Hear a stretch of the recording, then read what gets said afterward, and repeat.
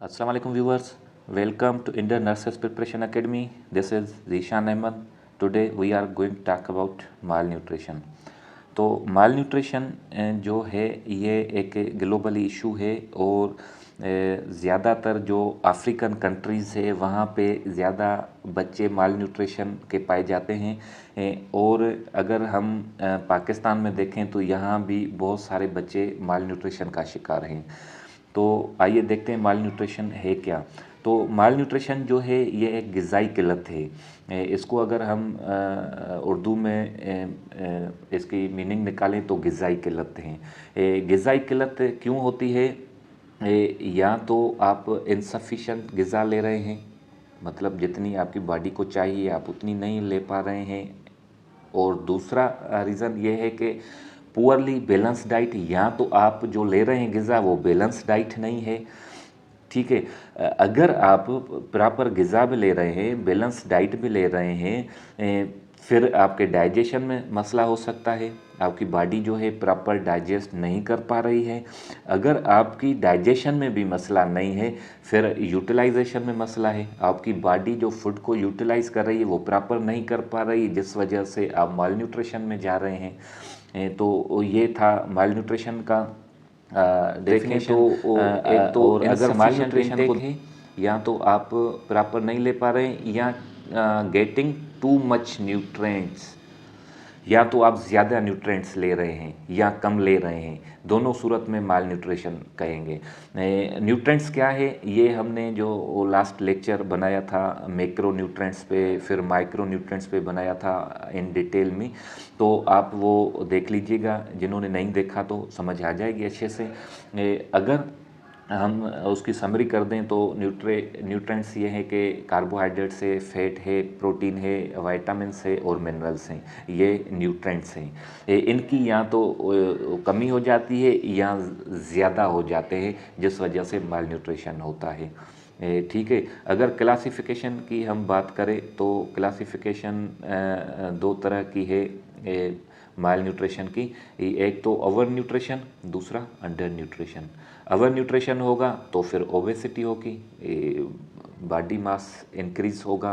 और अगर under nutrition होगा तो marasmus and kwashiorkor like malnutrition होगी। ठीक है, मोस्ट सीवियर जो माल न्यूट्रिशन के फॉर्म है वो मरासमस और क्वाशियोकोर है, और ज़्यादातर यही केस पाए जाते हैं। अच्छा, एग्ज़ाम पॉइंट ऑफ व्यू से भी मरासमस और क्वाशियोकोर इम्पॉर्टेंट है। अच्छा, काजेज़ अगर हम देखें तो काजेज़ ये है कि एक तो प्राइमरी काजेज़ हैं, दूसरा सेकेंडरी काजेज़ हैं। प्राइमरी में फेल्यूर ऑफ लैक्टेशन, अगर एक मदर है वो बेबी को फीड नहीं कर पा रही है किसी डिजीज़ की वजह से या कोई और रीज़न की वजह से, तो फिर वो बच्चा माल न्यूट्रिशन में जाएगा। पुअर्टी है, अगर खाने के लिए कुछ नहीं होगा तो वो भी माल न्यूट्रिशन में जाएगा।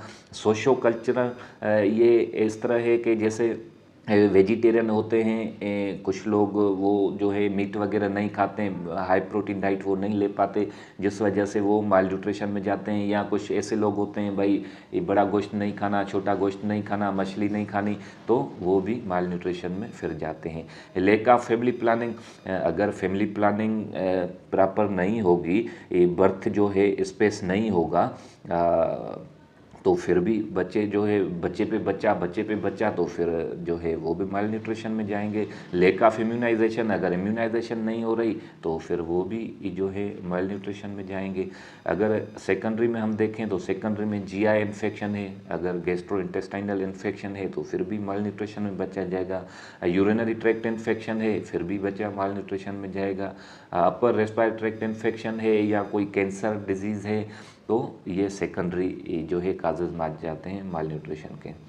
अच्छा, अभी अगर हम जो हैं ये एग्ज़ाम पॉइंट ऑफ व्यू से इसको ज़रा अच्छे से समझना है। ठीक है, क्वाशियोकोर और मरासमस को, तो क्वाशियोकोर और मरासमस को प्रोटीन एनर्जी माल न्यूट्रिशन का फॉर्म भी कहते हैं। और क्वाशियोकोर अगर देखें तो इसमें क्या होता है कि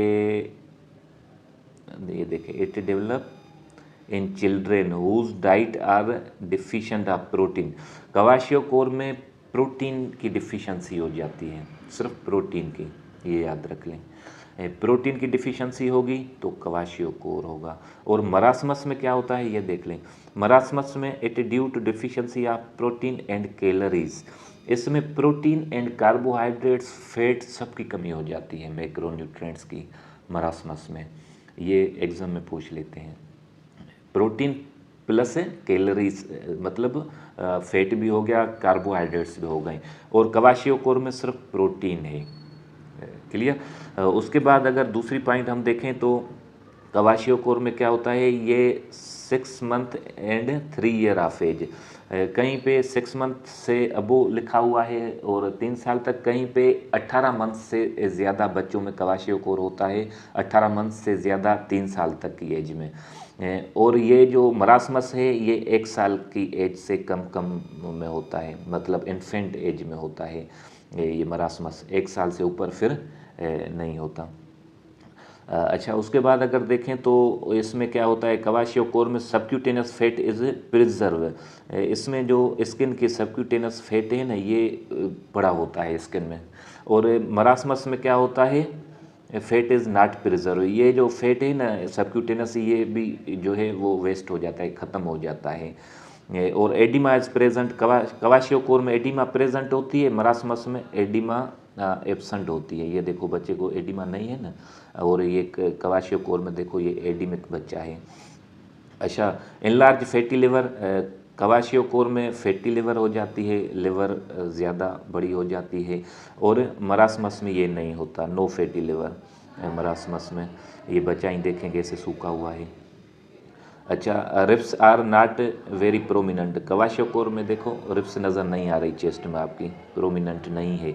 लेकिन मरासमस वाले बच्चे को देखें तो रिप्स बिकम वेरी प्रोमिनेंट, ये रिप्स नज़र आ रही है ना बच्चे की छाती पे देखें, तो मरासमस वाले बच्चों की रिप्स जो है वो प्रोमिनेंट होती है। और जो क्वाशियोकोर वाले बच्चे होते हैं ये लेथर्जिक होते हैं, लेथर्जिक लेजी होते हैं। और ये मरासमस वाले बच्चे अलर्ट एंड इरिटेबल होते हैं, ये एक जगह पे नहीं बैठेंगे, इरिटेबल होंगे और अलर्ट होंगे।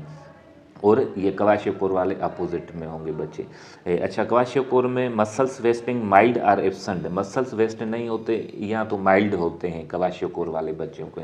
और मरासमस वाले बच्चों का जो मसल्स होते हैं ना सीवियर मसल्स वेस्टिंग होती है, मसल्स इनके जो है ज़ाया हो जाते हैं, क्योंकि सारी कैलोरीज की डिफिशिएंसी हो जाती है ना, प्रोटीन की, फैट की, कार्बोहाइड्रेट्स की, तो इस वजह से मसल्स भी ख़त्म हो जाते हैं मरासमस वाले बच्चों में। और क्वाशियोकोर वाले बच्चों की पुअर एपिडाइट होती है, एपिडाइट कम लगती है, इनको भूख कम लगती है। और जो ये मरासमस वाले बच्चे होते हैं ना ये जो है इनको अच्छी खासी भूख लगती है, और पेटू जिसको कहते हैं ना, ये पेटू हो जाते हैं, जितना भी दो ये खा जाते हैं, पी जाते हैं, दूध दे दो तो। और ठीक, वेरेशियस फीडर इसको कहते हैं, ज़्यादा मतलब ये खाते पीते हैं। और अगर क्वाशियोकोर वाले बच्चों को देखें, the person suffering from kwashiorkor need adequate amount of protein, kwashiorkor में जो बच्चे होते हैं तो इनको ज़रूरत होती है प्रोटीन की, क्योंकि प्रोटीन की डिफिशियंसी हो गई है तो प्रोटीन ही देंगे ना एडिक्यूट अमाउंट में। और मरासमस वाले बच्चों को देखें क्या ज़रूरत है, suffering from marasmus need adequate amount of protein, fat and carbohydrate, देखा ये आ गए तीनों चीज़ें, इनकी डिफिशियंसी है तो फिर ये तीनों चीज़ें देंगे मरासमस वाले पेशेंट्स को। अगर इन बच्चों में देखें तो ये जो है एची रेशेज़ होते हैं क्वाशियोकोर वाले बच्चों में, ये देखें स्किन पे ये रेशेज़ हैं। और ज़ीरोसिस होता है, ये जो रिप्स होती हैं पटेला से नीचे, ये सॉरी रिप्स नहीं, ये बोन जो होता है पटेला से नीचे, टिबिया फिबुला, ये टिबिया जो है ना ये आगे निकल आता है, इसको ज़ीरोसिस कहते हैं। पुअर वुंड हीलिंग होती है क्वाशियोकोर में, वुंड हीलिंग डिले होगी।